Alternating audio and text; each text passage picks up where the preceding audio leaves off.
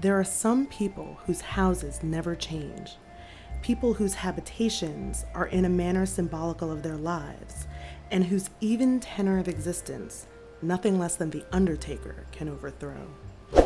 Mrs. Hazelton is one of these eminently respectable personages. She has occupied the house in Lowther Street for the last 10 years.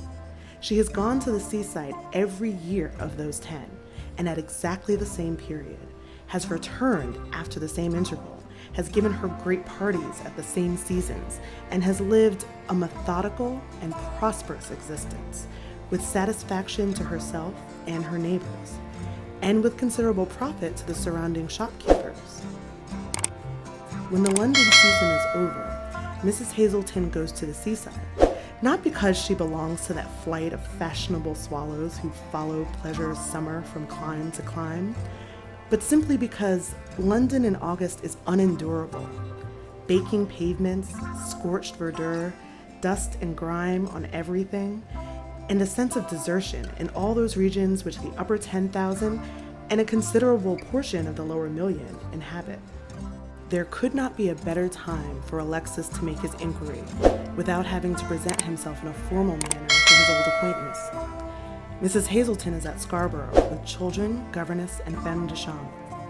The blinds are all down, save one of the Venetians in the dining room, which is drawn up about halfway, and in the space thus exposed to view, the comfortable round face of Mrs. Hazelton's cook and the lanky countenance of Mrs. Hazelton's sandy-haired footman, a footman whose visage is happily unfamiliar to Alexis, exhibit themselves.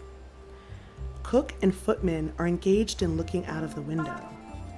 There's not much for them to see in Lowther Street on this August evening, but it is a relief to be above ground for a little while, after the twilight of those underground dungeons to which the London domestic is confined.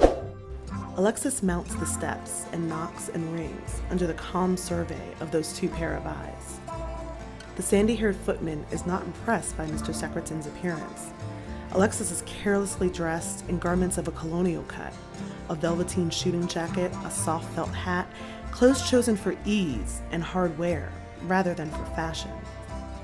The footman yawns audibly, and when reminded of his duties by a nudge from Cook's plump elbow, mutters contemptuously, "Oh, hang it, that fellow can wait, you know," and then withdraws himself lazily from his post of observation, and anon opens the street door a little way, filling the opening with his person.